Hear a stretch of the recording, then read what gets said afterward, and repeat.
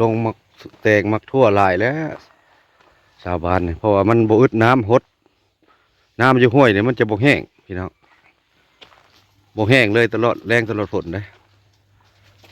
บ่แห้งลงหยังดิเนี่ยฮะ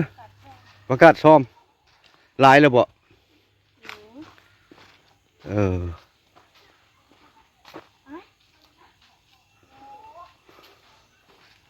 ประกาศซ้อมเนาะโอ้ประกาศซ้อมฮดเบี้ยยางบ่น่ะโอ้เบี้ยยางงามเนาะอีนางฮดอย่างนางเบี้ยยางบ่โอ้เบี้ยยางงามแท้พี่น้องเจ้าหน้าเพื่อก็เอาขายเบี้ยยางเนาะลงยางพูสมมือนี่เพิ่นเน้นเลยปลูกยางราคายางปีนี้ก็ดีได้พี่น้องราคามันละโล4,000ปีกายนี่เลยลงหลายปีกายนี่ราคามันเนาะราคามันต้นแต่ว่าราคาเบี้ยยางนี่ก็จักเบี้ยนึงเท่าไหร่อันนี้ฮดคู่มือบ่นางโอ้ตัวแรงก็ฮดตัวเช้าก็ฮดโอ้โดยแม่นมดบนนางมุงอยู่ฮะโอ้ลงเบี้ยอย่างเป็นรถเบี้ยอย่างพี่น้อง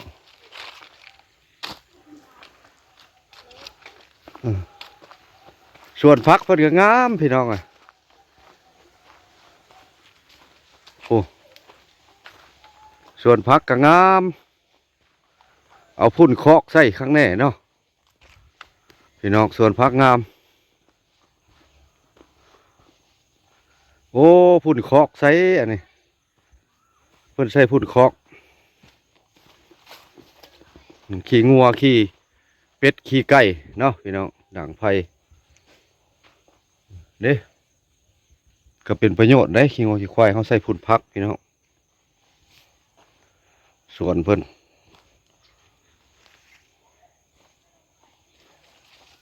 เด้ผักกาดซ้อมหลายผักกาดซ้อมเพิ่นโอ้ลงรถพี่น้องก็เรียกว่ารถเสียแท้จริงรถป้าไว้พี่ก็แปลงลงรถเสียงรถก็อยากน้องพี่น้องเพิ่นต้องให้แล้วในเดือน12เนาะเพราะว่าเพิ่นก็มีการเซ็นสัญญากันเนาะแต่ว่าก็คือสิแล้วอยู่เนาะท่านผู้ชมเนาะเพิ่นกำลังเริ่มย้ายดินเนาะย้ายดินแห่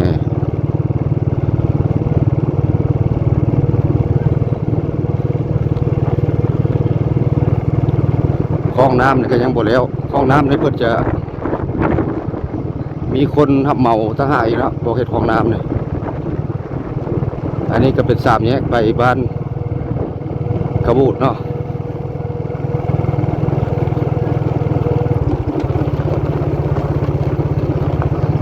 แต่ว่าลงแต่ก่อนว่าสิให้ทันเดือน6กายจนฮอดเดือน12แล้วถ้าว่ายายดินตัวนี้แล้วก็ไม่รีดลงเลยเนาะรีดยางลงเลย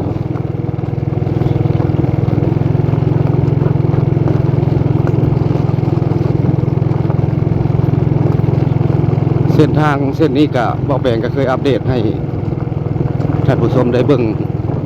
หลายเทื่อแล้วเนาะแต่ว่ามันบ่แล้วเนาะเสียงรถก็ค่อนข้างน้องหลายพี่น้อง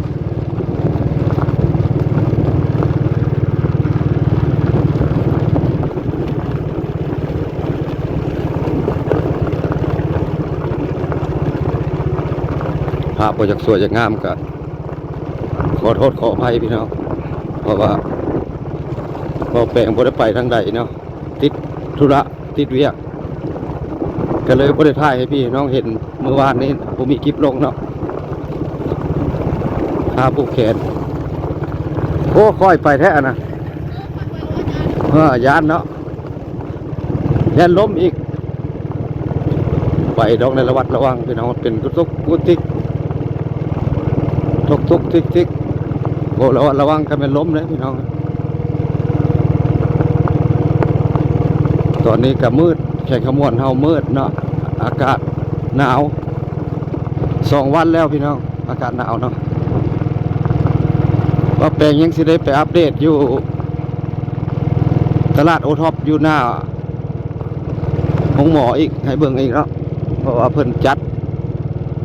ฮอตที่2โอท็อปทางเส้นนี้ปีนี้แหละฮอตครัวนี่แหละพี่น้องเนาะกระยุดฮอตครัวมันกระบูดอย่าเผาเบื่อเผาหน่ายกันเนาะพี่น้องเนาะเพราะแต่ละมื้อแต่ละวันมันบ่คือกันเนาะเส้นทางเอามีกิฟลงก็เลยได้อัพลงกลับไปกลับมาหลับไปหลับมาตัวเก่าให้พี่ให้น้องได้เบิ่ง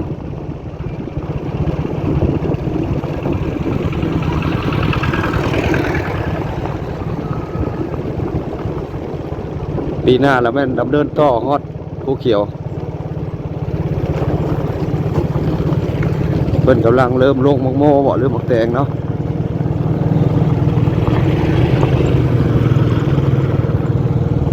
สงสัยแม่นมักแตงลงมักแตงเนาะเริ่มปลูกเริ่มพังกัน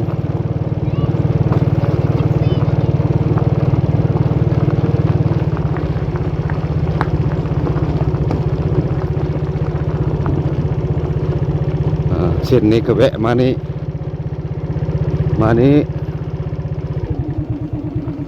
ไม่ยังอะไรดังไฟแต่เช้าแท้ฮะอันลงมึงยังมักแตงบ่โอ้โมเมนต์บ่บังโมมักแตงมักทั่วเนาะโอ้ประกาศซ้อมเพิ่นงามอีหลีพี่น้องโล1 20,000เด้ประกาศซ้อมเนาะโล20,000แล้วงามประกาศซ้อมเพิ่นเห็นบ่กำลังเริ่มอันนั้นเริ่มขึ้นสุดนี่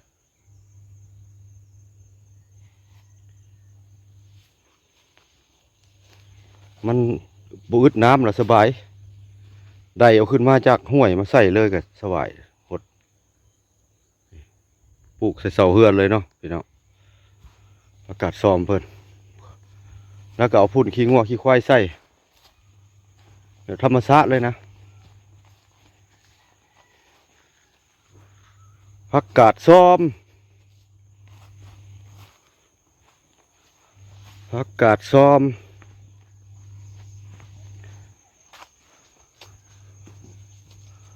หัวข้าก็หลายพี่น้อง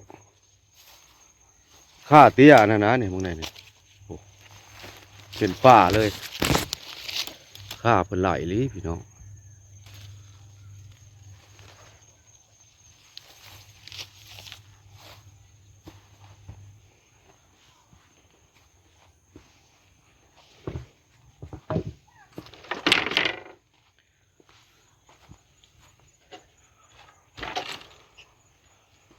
หัวข้าหลาย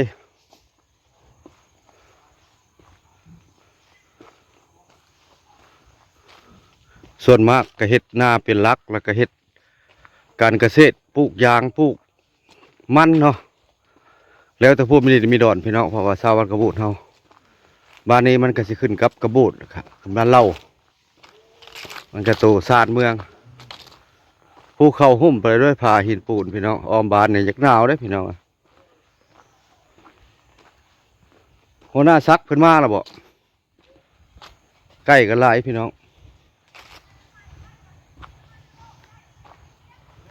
ใกล้ลายแล้วบ่ ฮะใกล้ลายบ่ บ่จะเข้าบ่